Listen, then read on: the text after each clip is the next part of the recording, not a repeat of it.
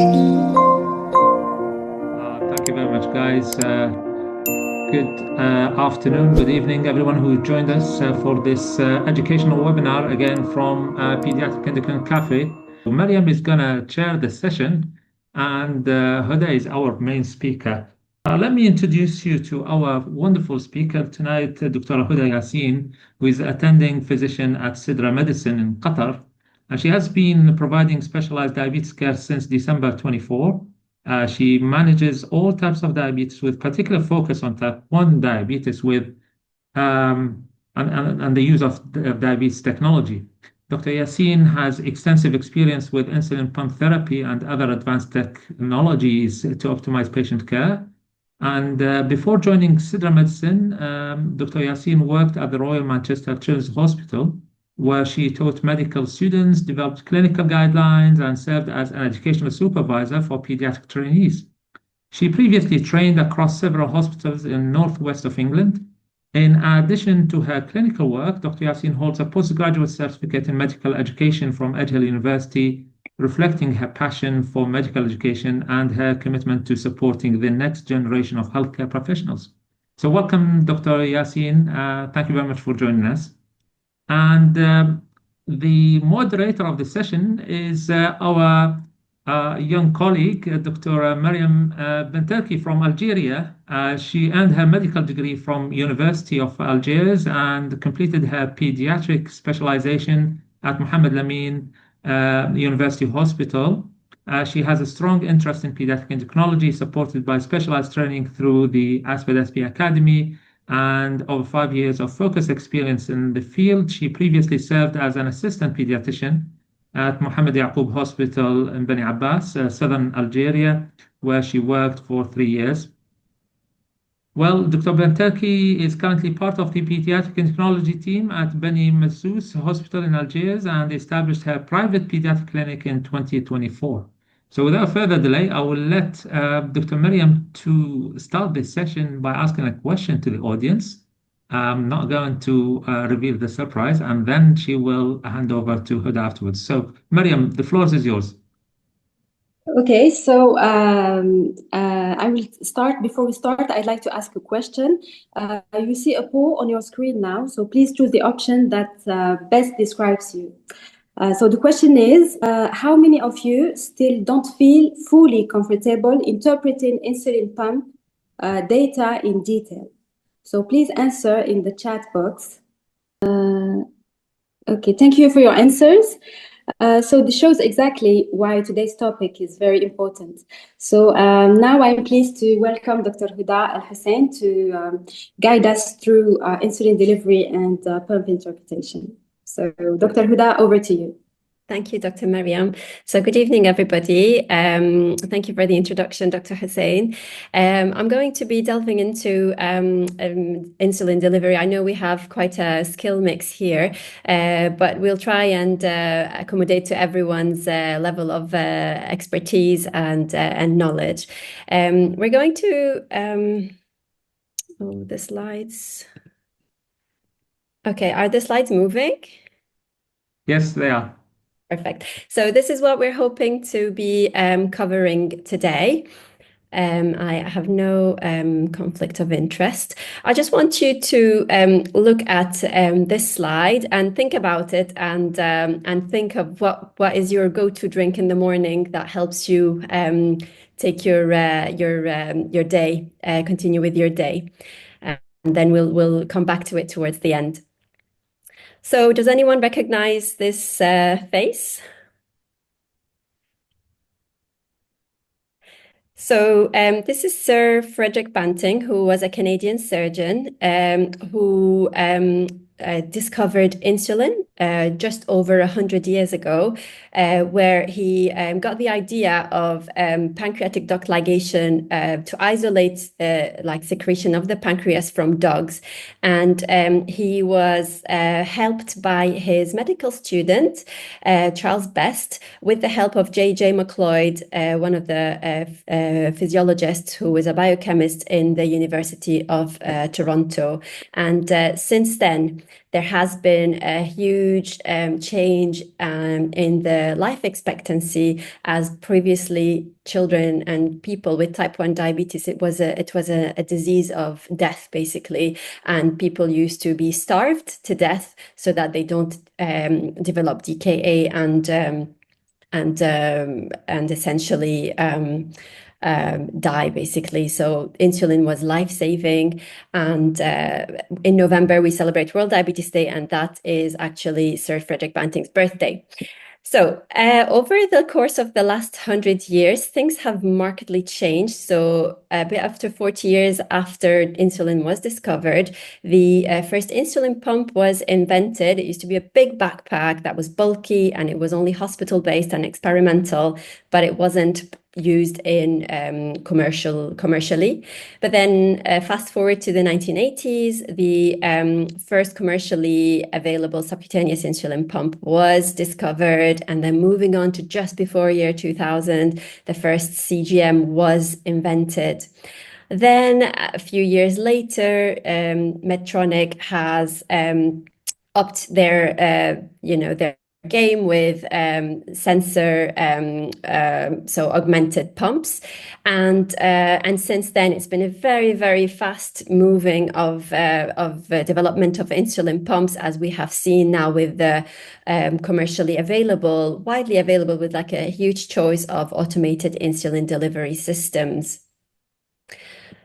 So how does insulin pumps work? So as you are aware, pumps work, they are a continuous subcutaneous insulin infusion where there is only rapid-acting insulin that is delivered through a cannula, and it delivers small pulses every few minutes, but then before eating, 10 to 15 minutes, according to whichever rapid insulin is in the pump, a bolus is given. So carbs are put into the pump, and correction boluses are given. So it may be with or without, so with or between meals. And with the automated insulin delivery system, some systems do deliver auto corrections and some not, which we will talk more about later on. And there is a feature called insulin on board. So this, according to whichever insulin pump, it will calculate how much insulin is on board to avoid the stacking of insulin in case the patient wanted to bolus more frequently. And with the more newly available automated insulin delivery system, those devices, those pumps, integrate with a continuous glucose monitor, where the glucose monitor will send the reading to the pump, and accordingly the basal rate will be delivered. So the automated delivery system, as you could see from the history slide, it is a very new device, and only over the early 2000s, Medtronic has introduced the concept of sensor augmented pumps. And the older models in the early 2000s were the low glucose suspend devices, such as the Medtronic Veo and the Paradigm. But then the predictive low glucose suspend was more recent, such as in the MiniMed 640G. And the first automated insulin delivery device in 2016 was the 670G, but then the more advanced pumps, such as the 780 and other pumps that are available, which it does not only predict the low glucose, but it can also change the basal rate and also start to give autocorrections as well. So these are the these are the four most widely commercially available automated insulin delivery systems that we will discuss their features. And then in our part here in the Middle East, we have two of those, which I will be discussing in a bit more detail, to look at their reports and look at how we can look at and interpret the data that we see on the system. So first, our Medtronic MiniMed 780G. So essentially, this pump works with a sensor that is specific to the Medtronic company. So it's called the Guardian Sensor 4. More recently, there will be newer sensors such as the Simplera Sync and the Instinct sensor, which have not been released here yet. But essentially, the sensor will send the data to the pump, and the algorithm will work on changing the automated basal rates. So this pump does not use the manual set basal rates that we put on the pump. So if the pump has reached to the max basal delivery and the glucose level is still above 120 or 6.7 millimoles, then it will start delivering micro auto corrections every 5 minutes so that it goes down to a target of 5.5 or 100. And we can adjust the targets. So we have 3 targets that we can adjust, but we cannot adjust how the target for correction and when the pump gives autocorrections, how much it goes down to. Now, the ISF is updated every day at midnight, and the basal rate is almost every week. So every 6 to 12 days, it recalculates the max and the minimum autobasal settings. Now, in this pump, if the patient comes to you with Minimed 780, so what are the settings that will actually make a difference to the patient?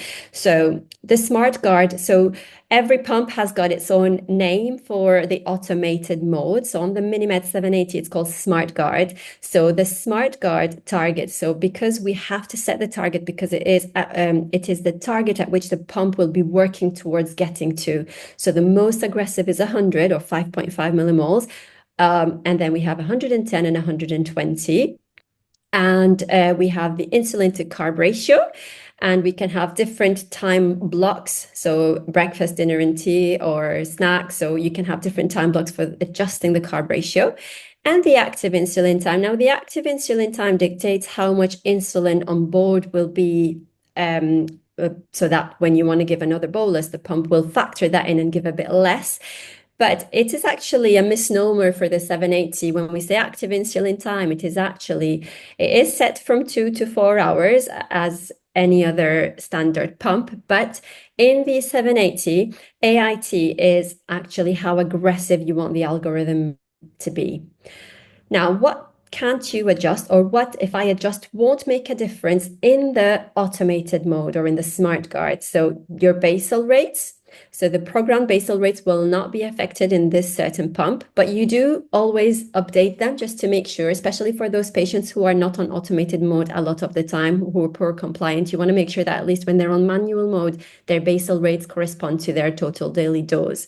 The other thing that will not make much of a difference on automated mode is the ISF, so the correction factor. If you change that, then that will only be when the patient is on manual mode. And like I said in my previous slide, you cannot change the target for correction or the target at which the correction goes down to. So moving on to our next pump, I think this pump is available in Saudi Arabia. We haven't got it in Qatar, but I don't know about other places. So the Tandem T-Slim, the algorithm is called Control IQ. Now, this is the only pump out of all the AID systems that we're discussing today that uses a target range rather than a set target. So the target is set at 112.5 to 160. And it works, so it looks at the 30-minute predicted glucose levels in all its calculations. It works with Dexcom G6, G7, and more recently with the Freestyle Libre 3 Plus from Abbott. And what it does is it will give only one correction per hour, and it will be using 60% of the correction factor that is factored in. And it will only start giving corrections when the glucose levels are predicted to go above 180. Now, this pump, I feel like there is quite a bit that you can and can't do, so you can adjust. So we have to make sure that we change the basal rates because it uses the set basal rates that we have put on the pump to work its algorithm. We also change the carb ratios and the correction factor because it will use this correction factor to give the correction that is needed. Now, the active insulin time is set at 5 hours, so we can't change that. Or the glucose target for correction, again, we can't change that either. It has got a couple of, all hybrid closed loop pumps have got an exercise, or we call it in other pumps, temp target, or an exercise activity as a safety feature when you're doing sports and you're more insulin sensitive and more active, where the target is higher. But again, with this pump, it uses a set target for correction. And to minimize hypos. And then it's also got a sleep mode where the target is a lot lower, but then it will disable autocorrections as a safety features. The next AID device is the Cambridge APS FX. So this pump works with Dexcom G6 and Libre 3, and it is actually an algorithm developed by a Professor Roman Hovorka in Cambridge. And it is an algorithm, so an app on a phone that used to be Android and more recently is compatible with iPhone. And it uses two different pumps, the Dana pump and the Ipsomed. And the Dana pump is only compatible with the G6, but the Ipsomed is also compatible with the Libre 3. Now, it is the most complex algorithm of all, where it predicts glucose levels over the next 2.5 to 4 hours. And the prediction is based on the past insulin and glucose data and on parameters which feed into the algorithm. So the active insulin time, the correction factor, and the carb intake. And the system has a number of different scenarios to modify future delivery of insulin. And then it will select the scenario which it feels will work better and give better glucose levels. And it will give microboluses every 10 to 12 minutes. And you have different targets, so down to 4. So this one has got the tightest targets, and it works and learns from the recent total daily dose, and we have to add the body weight to the pump as well as the trends and the carbs. Now, what can I adjust? So we can adjust the carb ratios. We need to update the weight every time the patient comes to clinic. It's got a really nice feature, especially for those who struggle with carb counting, to put small, medium, and large meals. So patient can just click on the meal and then it'll automatically know how many grams based on the settings that the clinician has put. And then, like I said, you can change the target glucose levels down to 4. Now, the next pump, the next AID device we have is the Omnipod 5. This will be launching hopefully end of this month in the GCC. So it works with the Dexcom G6, G7, and Freestyle Libre 2 Plus, and it is essentially a tubeless pump. It's the first tubeless hybrid closed loop system that is available in the market, and it works by calculating automated basal delivery based on the total daily dose, and it calculates that at 50% of the TDD, and this is calculated every day. And it calculates the ISF again every 24 hours based on the ISF of so the 100 rule, and it microdoses every 5 minutes, looking at the predicted levels in 60 minutes time.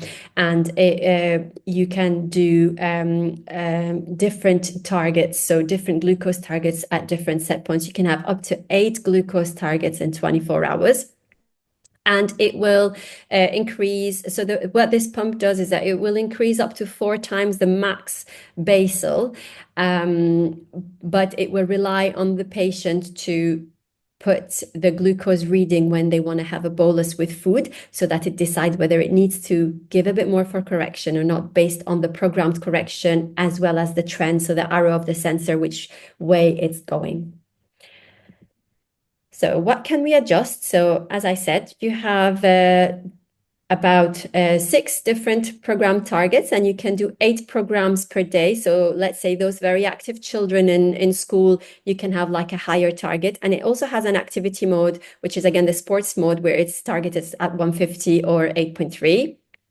You can also change the carb ratio and the ISF and active insulin time. Now, what it uses, this is the active insulin time is not used as in other systems for basal or for autocorrections, but it's used for carbs, for basal, so for bolusing.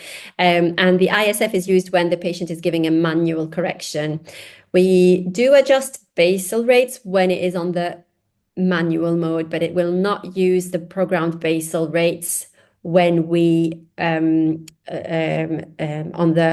we're on automated mode. Now, so this is enough talking about theory. We are going to be a bit more interactive now.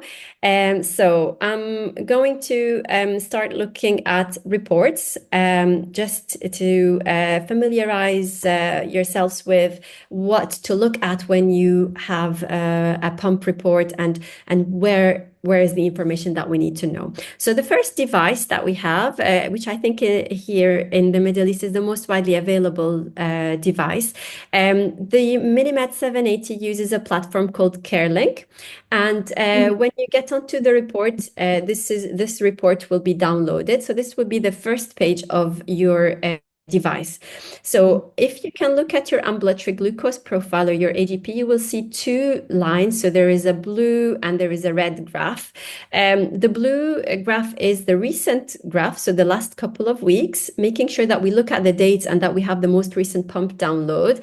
And the red is customizable, so you can choose to look at the 2 weeks before, or you can see 3 months before. So you can choose when you want to compare it with. And so the A column here is your most recent one, and the B is the customizable one. So looking at this data, you would first, so like I said, at the top, I just took it off because there's patient information, but you would look at the dates, making sure that you're looking at the right dates and asking the patient, were you well in the last couple of weeks, just to make sure that, you know, they're in their baseline health and nothing has changed. The next thing we would look at is SmartGuard. So SmartGuard is very important. And what that tells us is how much of the time in the last couple of weeks or in the last week, they were in automated mode. So if it's less than 90%, you will have to ask the patient why. Did they have any connectivity issues? Did they have any issues with like the sensor transmitter?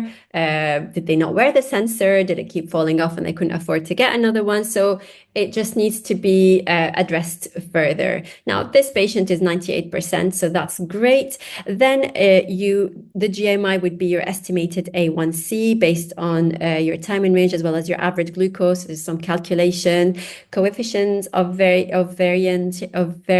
So this is the variabilities in your glucose level. So we like a snake pattern, so a very small variation. We don't like the wide variabilities, and you want that ideally to be less than 36%.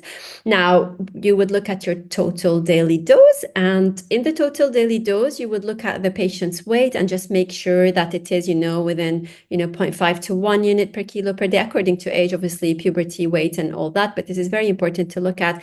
And then you have your bolus per day. So how much of it is bolus and how much of those boluses is the pump giving autocorrections? And so in those patients who very minimally bolus, you would see that they have a lot of like autocorrections, or those who have a weak insulin to carb ratio that may need strengthening, that although they do bolus, but this is not enough. So we do look at that too. This tells you how many times they change the set and the reservoir. So depending on the devices, some are 3 days and some on the extend wear infusion set, it will be 7 days. If it's longer than that, you would have to ask why. And then the carb entered, so how many grams of carbs, so according to the age of the child, and this will tell you if they're underestimating or underdosing. And as you can see, this is how many meals they're putting in, how many carbs they're inputting into the system. So you would expect between 4 to 6, maybe a bit more in the younger age groups. So this seems like this child is doing well. As this is on this slide, this is the snapshot. It also gives you the active insulin time, so 2.5 hours, and it will give you the programmed manual basal. So this is 17, and this is if the patient was on to manual mode, then we just want to make sure that the auto basal is always similar to the manual basal, just in case, they went on to manual mode, then you'd be happy that your basal rate corresponds well. A lot of the time, I'm one of the guilty people who tend to forget to change basal rates, and then they come and the manual is half of what they're actually getting. So it's just a very important one to look at. And then the smart guard target at the bottom. So like I said, you have 100, 110, and 120. So this patient is on the lowest target. So a lot of studies on Medtronic have shown that to have the tighter glycemic management, you'd need to be on the most aggressive settings, which would be 100 and 2 hours. And they saw that this was associated with a statistically significant improved time and range with no increased percentage of hypos. So just to make sure that those are always on your mind. Are we on the most aggressive? Obviously, as tolerated, especially in the younger children who are very active, you might have to be a bit more generous with those. And then you can see here on the carb ratio, this will be your carb ratio. So sometimes it might be split according to the days. So this is the first page, and I think you would get most of your information from the first page. And then you have a summary of the daily. So this is a snapshot. So usually you would get the 2 weeks data.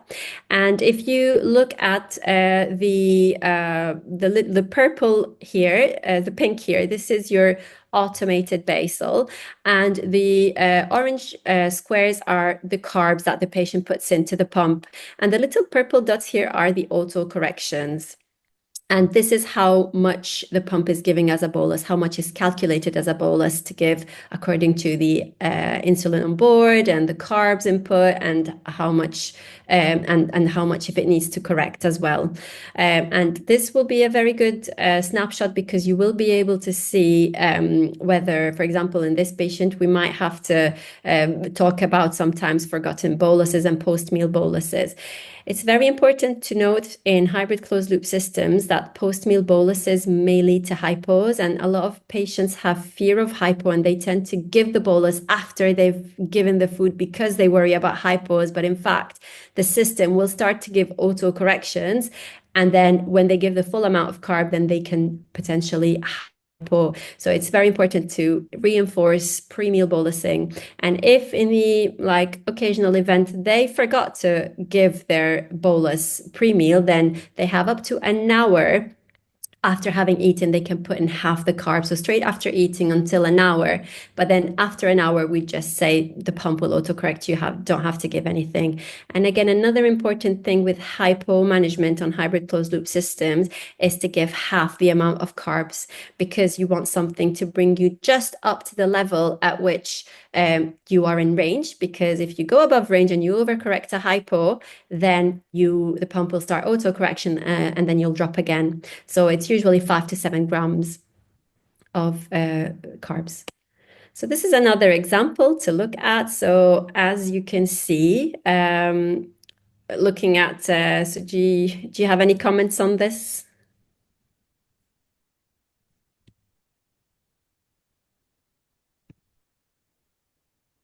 Anything on the chat?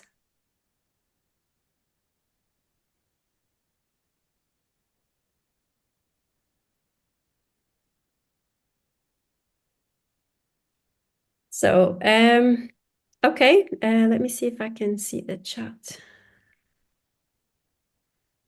Yeah, so you're right. So that's it. So smart guard, yeah. So the smart guard wear is poor, and you can see there is poor variability, but it's because he's or she's high most of the time. And as you can see, there is very low carbs input, 0.8 bolus a day of carbs. Although, as you can see, we have tried, this patient is on the most aggressive setting. So we're on a target of 100, an active insulin time of 2 hours, but still we're not achieving. And this is mainly due to poor smart guard. And other people might think, yes, let's go more aggressive on the carb ratios, but actually there much point in changing your carb ratios if you're not putting in carbs. And you can see we have 66% auto correction. So out of all the boluses, we have 66%. Okay. So yeah, as you can see, when you see this straight line, this means that the pump reverts to manual basal delivery. But it's very good because so you can see here that there is no CGM data. And when you look at the legend, it'll tell you what's happening. So the sensor is updating. Now with this CGM, the Guardian Sensor 4, it does not automatically calibrate as the previous models, but occasionally it will ask you to put in a glucose reading. And if you don't, then you can go into manual mode because the pump will lose connection and with the CGM, and then the pump will revert on manual mode. So it's very important, as you can see, those red dots are the glucose readings that the pump asks you to do by finger prick to calibrate and to make sure, especially when you've been quite high. So it just wants to make sure that it is safely delivering insulin. So that's why. But as you can see here, like there's no bolus all day here. And here just one, and it seems that this patient didn't even put carbs, they've just put a random number. Yeah. So Omnipod Dash. So Omnipod Dash is not an automated insulin delivery system, but we have got quite a lot of our patients who are on Omnipod Dash, and I think it's worth just discussing, looking at the Omnipod Dash reports. So Omnipod Dash is a manual pump, so it does not work alongside a CGM, and it's basically based on manual basal rate that we program. We program the ISF. We put in the carb ratios. The good thing about it, though, is that it is a continuous subcutaneous insulin infusion, so you don't have to use needles, and it's also got a nice feature which is called extended bolusing. So for those high protein, high fat meals where you feel like if you give the whole bolus in one go, the patient can hypo and then be high for hours, you have the option of splitting some for now and then the rest to be given over whichever time you want. So pumps are definitely for improved quality of life for children and young people. Now, so the data of this pump downloads onto a website called Gluco, and the pump is manually connected and downloaded. And when you go onto the dashboard, this is the page that you will get, and it will show you. So a lot of people can get confused about this and looking at those readings, but those are actually the readings that the patient is putting into the pump to correct. So these are not CGM data. So if this patient is on a CGM, then I would have to open both windows, or if you are able to upload, if they're on Dexcom, you can upload and look at the CGM data alongside it. But most of the time on Omnipod Dash, this is the window that you will see. So this tells us how many readings the patient has put into the pump. Okay. Then we have the basal bolus split and the total daily dose. So this is a young little one who is on a little insulin, and it'll tell us how many boluses they've put. And out of those, how many are carb entries? So this is how many meals they've put into the pump. So they've put like about roughly 3.5 per day, as well as some corrections. Overrides is, so in this pump, you will put your carb ratio and the glucose levels, and based on the set ICR and ISF, the pump will calculate that. So there is nothing about algorithms or anything clever about it at all. The only thing it may do is it will reduce insulin delivery if there is still some insulin on board from the bolus prior to the bolus that you're putting in now. And overriding is, for example, if the patient has the pump suggested they have 5 units, they wanted to give 4 because they felt 5 was too much, that's an override. If you see that there is a lot of overrides, then that means that maybe the carb ratio is off, the ISF is off, so you need to dig into a bit further and see why this is happening. So when you move on to the settings, so devices, this is your basal rates. So it will. So these are the programmed basal rates that we put into the pump, and we can change, and we can put up to 8 time blocks a day. You can have basal 1, and then if like patients say that when they're in school holidays they're more sedentary, so you can have basal 2, provided the family remembers to switch between 2 programs. And then we have the insulin to carb ratio. Again, you can have different time blocks, and we have the correction factor, and then we have the target for correction. And then so this, it goes down to 120, but it only starts correcting when it's above 140. So the other thing on the device settings, so this is pump profiles. If you click on device settings, it will give you the active insulin time, so anything between 2 to 4 hours, and it will also give you the max basal rate and like the max bolus. So these are safety features that we put in on the pump when we set it up, but it's also important to change them, because if they grow and it's only set at 7 units, then the patient won't be getting more than 7 when they need more than 7. So it's just really important to make sure that this is all, changed. The other thing that we look here is called reverse corrections. So reverse corrections is, for example, if the patient wants to have a bolus and the glucose is below the target. So it's, let's say, 80. If it was within normal, then the pump would suggest to give carbs of, let's say, 5 units to cover the carbs. But because it's 80, it will give less so that it brings you back up to target. So let's say it'll give 4 or something like that. So sometimes in those very insulin resistant older kids, I tend to turn it off.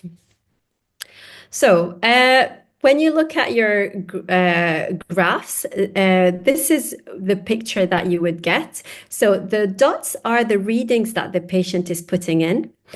And then the squares are the carbs, and these are the boluses that the patient is taking. And if you hover around the little rectangle, it'll tell you exactly how many carbs they've put in and how much for correction, and then how much the pump is given.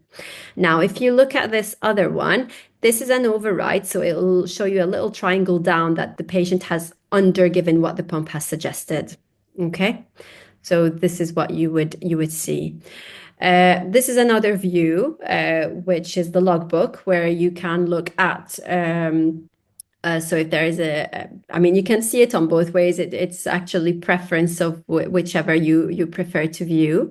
And then this is another example. So just to show you how this patient is putting in 4.9, but they're putting in a lot of carbs, and they're putting in 6.6 boluses. They're not overriding. Their bolus basal split is actually within the acceptable. And they are putting in glucose readings even though they've been in normal. We always tell them to put glucose readings every time they want to take a bolus, just in case they need correction. Now, what I usually tend to do in clinic is I open both the sensor alongside, so I put them both in 2 windows close to each other to look at the timings of the boluses and whether there's evidence of premeal. It's not ideal, but that's the only way that we're able to see it, unless you're able to upload them both onto the same platform. So as you can see here, there is some spikes. So this patient, most readings, they are putting the glucose readings. So it's really important to make sure that the pump corrects. It's not always about making changes to the settings, more than it's also about making sure that the practices are correct. So quickly on to Omnipod 5, a quick view of the report. So this is again the same platform, Gluco, but I think when it's going to be launching in the GCC, they're going to have their own platform called Discover, so it won't be this platform, but it's fairly similar. And what we look at is, so here, yes, we do look at here because this is the data of the CGM. And we want to make sure that your CGM time active is above 90% and that you're on automated mode at least 90% of the time. The other thing is, so if you're on manual mode, why? Was there any disconnection? So we just have to get a bit more information on this. We look at the basal bolus split, but if I have a time in range of above 70% and things are going well, I wouldn't bother much about the basal bolus split in this particular pump because the pump adjusts by increasing basal. So this is how it gives corrections, by increasing basal rate delivery. So long as things are fine, I wouldn't be too picky on this. We look at the overrides. We ask not to override with this pump because if we override, then it will mess with the algorithm. Because this pump just takes it's a learning algorithm, so it takes whatever the patient needs, and then it adjusts to that the total daily dose, the basal rate. So everything is based on whatever the patient takes. So as you can see from this example, this patient is underestimating. They're only eating 50 grams of carbs a day. So again, the other thing is when patients underestimate, some patients do that because their ICRs are very aggressive and they worry about giving more because they'll drop. So we just want to make sure that their carb ratios do correspond with their total daily doses. This is the view you would get when you look at your day-to-day. So if you look at the bottom here with the red square, so this is the blue lightning here is when they're on manual mode. The green one is when they're on activity mode, so when the target goes up to 150 or 8.3. And then this is automated limited. So limited mode is when the pump loses connectivity with the CGM. And what it does in that case, it goes with either the manual rate that we have set on the pump or the last total automated basal, whichever is the lower. So as a safety feature, this is what it will do. Which is a bit similar to manual mode, but then Omnipod team like to say that this is called automated limited because it may still use the automated basal or the manual mode, whichever is the lowest. And from here you can see that it is using manual because you can see a manual basal rate here. From what we can see, like here we have a missed bolus, and carb ratio may need tweaking a bit. So moving on to what's coming in the future. So diabetes is so diabetes technology is just keeps evolving every few months. I wouldn't say every year even. There are several newer pump coming down the pipeline. So the most recent FDA approved tube pump is the twist pump. So it's controlled with the phone, so an app on the phone, the Apple or the Apple Watch, and it's the size of an Oreo biscuit and holds about 300 units. Then we have, this is available in the French market, so the Kaleido pump, and it works with the Dexcom G6, and again, it's controllable via phone. You get given 2 of these and you charge one and use one for 3 days. And then we have this one. This is the very weighted newer Medtronic where this will be the 800 series. So after the 780 we have the 800 series, which is very small and controlled via phone and works with the Instinct sensor, but it's still not available. And they are also working on their tubeless pump, and then more so in the future working towards an integrated pump that has got an integrated CGM in it, so patients would be wearing one device rather than 2. Other ones, we've got this is the Sigi pump. So this is the newer tandem, but it's not available commercially yet. And then we've got the iLet Beta Bionic, which is claimed to be a fully closed loop. However, you still have to announce carbs. You still have to say, I'm having a small, medium, large meal, and that's all you have to do. And then the newer model is called the Mint, which again is not available yet, but it will be the tubeless, and it carries 300 units of insulin. Now, so what's next again? So we've had people are waiting for the fully closed loop systems and bihormonal fully closed loop systems. So there's been a trial in the UK, multi-center on adults, where they have developed a new algorithm with the CAM APS, but not FX, it's called HX, and they have seen improved in time in range and no increase in hypoglycemia. And then the bihormonal fully closed loop system in 2024, where it was done in the Netherlands, where it had really good results. But wearing two transmitters and two devices to deliver both insulin and glucagon. Now, I thought it was really important to just tell you where would you get more information for your to look at CGM. So we have the Panther tool, where you have all the pumps that are available in the market in the US, and it gives you a really nice PDF like file to look to go through systematically at the report and what do you do and why and all that. So it's really a very useful tool for beginners in clinic to have. And these are the pump resources. So some have webinars, some have like a specific e-learning modules, some have manuals. So this is in case you wanted to know a bit more about each and every available pump. And the ACDC in the UK has got a booklet for the 4 pumps that are available in the UK, where it explains to you in detail about them. And I can see someone had asked about skin, and they also have a skin guideline, which is very useful. So it'd be worth just looking through those files. So going back to my coffee slide, which one is best for who? It's it's different blends, whether it's your latte, whether it's your Omnipod.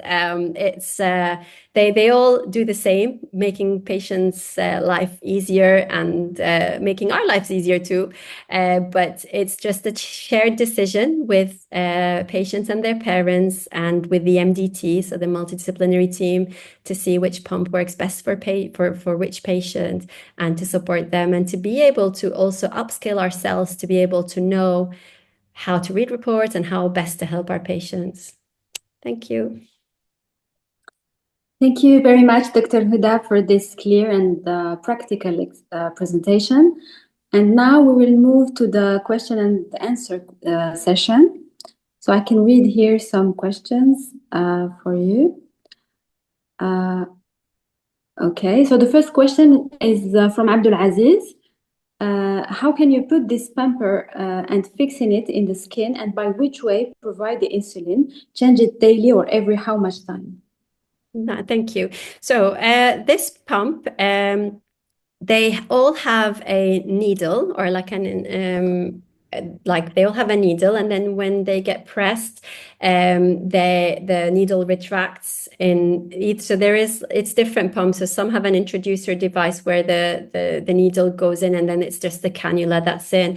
Devices like the Omnipod, through the handset, so through the PDM, the patient's handset, it will tell you step by step what to do. And then when you click on yes, so it will just put in the needle and retract so it'll pull the cannula and retract the needle out into the device. So but essentially this is how it works. And how often to change it. So most pumps are 3 days.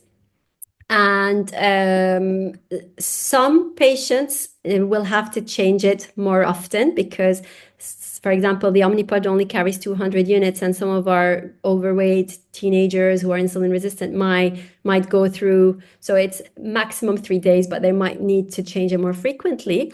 And the Medtronic, for example, has got a cannula which is called the extended wear infusion set, where it can be 7 days. Okay, thank you. Second question from Nora. Active insulin time can be 2 hours or not if autocorrecting more? I didn't understand the question. So if I understood right, you might say I didn't. But if you find that the algorithm is too aggressive and the pump is really autocorrecting so much, and this child, especially younger children, they're having a lot of hypos, then you can increase to 2.5, then review again in a week or 2, and then increase to 3, up to 4. So you go up in half-hour increments. I hope that answered your question. Yeah. Thank you. Tuqa, how much target autocorrection? So it depends on the pump. So, not all pumps will give autocorrections. So as I explained, you have the Minimed 780, so the Medtronic, it starts correcting if your glucose is above 6.7, and it will correct down to 5.5, if that's your question. And then other pumps like the T-Slim will give only a fraction of the correction and only 1 per hour. Okay, so Balila Balsam wanted to thank you so much, and she asks, how can these pumps be affected by rays? As in X-rays? Okay. Or so I'm not sure actually, but we always say to take it off before an MRI. And we always give patients a letter before they travel, because if they go into the X-ray system, they have to take it off. Yeah. Okay. ASG, can you share link for resources? I think you already did, and PDF, and if we can receive lecture recorded, thank you very much. Okay. Do you have, Ghufran, do you have any recommendations for insulin RE1? Sorry, what is RE1? I'm not sure about what is it. Okay, let's move to another question. Okay, Nawara, how much autocorrection percentage acceptable? Thank you. There isn't a percentage that is acceptable. So, I mean, if we see that it is more than what the patient is actually, it's like looking at it as a whole. If things are working really well and the patient is bolusing well, I would still look at the carb ratios, and we usually use the 360 rule. So if you have a total daily dose and divide by 360, it should roughly be your carb ratio. So we don't use 500 rule in pumps, because usually your carb ratio is more aggressive than it is on MDI. So there isn't as much a number, but if you see that, yes, actually there is a high percentage of it that is autocorrection and the patient is not bolusing enough, then you will address that. Okay, next question, Isa. How many hours or days does it remain attached to the skin? So as I said, 3 days, and then after that, it'll have to be, so it depends. So 3 days or 7 days, depending on the device. So the only one that's 7 days is the extended wear infusion set of the Medtronic. Okay, Iman, what is the suitable age for 780 to start in child? And thank you for your beautiful presentation, Dr. Hoda. Thank you. So prior to last year, it was actually approved for use in above 7s. But more recently, there's been a trial called the Lenny trial. So I'd strongly recommend that you read through it, because it's a multi-center study where they looked at the above 2, so 2 to 6 years old, and they found really good results with good time in range so that were reasonable. So recently, it's been recommended to use for the above 2. We have used it in our center off-label in neonatal diabetes and in younger children. It's been really successful. Okay, I think our friend explained more about her question. Okay. She says, do you have any recommendations for pediatric patients with insulin resistance and morbid obesity who are on glucophage and automode? Yes. So more recently, it's been, I mean, although it's not approved, but we have been using GLP-1 receptor analogs, and it has been quite helpful in reducing the total daily dose of those patients. Okay, well, which of these pumps are available in Iraq, and what is the cost monthly? Oh, I don't know. If anyone from Iraq can help us, that'll be great. Okay, Abdulaziz, again, as you say, it can be changed every 3 to 7 days. Can this affect the insulin activity, as this needs special store? Yes, that's a very good question. Thank you. So these pumps are made for the insulin to last for 3 days. And the extended wear infusion set is made of a special material that will allow the insulin to last for 7 days. But for the ones that are set for 3 days, the insulin tends to bind to the plastic after that, and it becomes less effective. And you do notice that they do start having high glucose levels. Now, for other devices, it will just tell you it will stop working at 3 days, and it won't work. So you'll have to change it. You can't just keep it on. Okay, another question from Anonymous. How pump can be adjusted during illness, fever, or surgery, exercise, approach during Ramadan, fasting or prolonged fasting? That's a very good question too. Now, the beauty about automated insulin delivery devices is that they will adjust automatically. So during those illnesses where they feel that, stress response to hyperglycemia, so the pump will start giving more autocorrections. It will start giving more, and like around, menstruation. And so the pump will adjust accordingly. It will also beautifully adjust during the honeymoon period. So when there is increased insulin requirement as they come off honeymoon, it will just increase delivery. Now, with surgery, there is no guideline where it is recommended, but we have anecdotally, like in our center, we use it in minor procedures. So if the procedure is under 2 hours, we will keep the pump on automated mode and we put it on activity mode. And there is like some case series where they have the same, and there are like some guidance on those pumps. Now, exercise, as I said, in all those pumps, there is a feature called, so in Minimed, in Medtronic, it's called the temp target, so temporary target, where it raises the target to 8.3 or 150 milligrams per deciliter. You've got, it's called activity mode, it's called sports mode. So in different pumps, it's called different names, where you ask the patient to put it an hour before the activity because the algorithm looks in an hour in advance, and then the patient will have a higher target, so less likely to hypo. And as opposed to what you would advise them in when they're on MDI, where you tell them like have a little snack before you exercise, you wouldn't tell them to have that, because what will happen, the pump will start giving autocorrections and then they'll drop. So yeah, and then during Ramadan, so and prolonged fasting, so there are lots of things that they can do, but essentially we can higher the target. So as in we said, if they were like on 100, we can go up to 110, 120, and we will advise them to ensure that they have so if they still go on to hypo, they will have to go on activity mode, especially a few hours before iftar, and we will also ask them, so ensure they have like a lower glycemic index, suhoor and iftar, and making sure that they don't have it like all in one go and have the whole meal. So just to make sure that it's split and ensure they're hydrated during hours of iftar. Okay, thank you. Maybe one last question before we wrap up.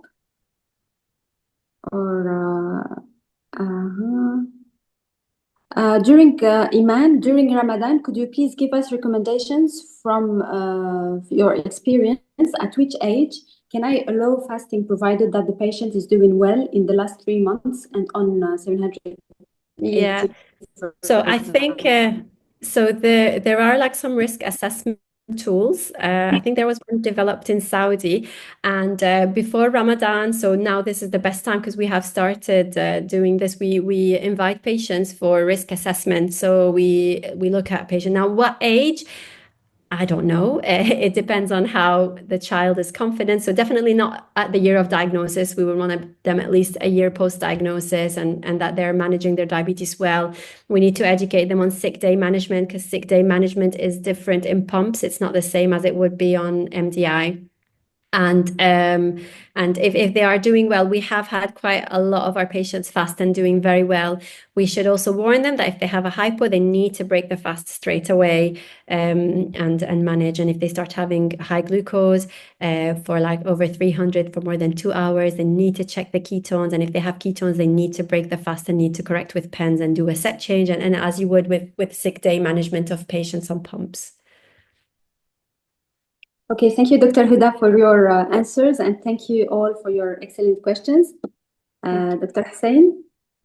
Thank you very much, everyone. I think it was very enjoyable session. Thank you, Dr. Hoda, for making such a topic useful and easy for people to digest. And thank you very much, Mariam, for running this webinar, first moderation. It was amazing, professional. So as people can see at the cafe, we are discovering talents and skills, and we also take care of your capacities as well. So we build capacity here and nurture this kind of skills. So if you're not a member of the pediatric Endocrine Cafe if you haven't joined the WhatsApp group that we have. So please feel free to join us. And we have this cozy corner for junior pediatric endocrinologists or people who are interested in pediatric endocrinology, where we discuss things together at a friendly level, and we learn from each other. We keep it evidence-based, respectful, and collaborative. So feel free to join us if you're not a member of the cafe.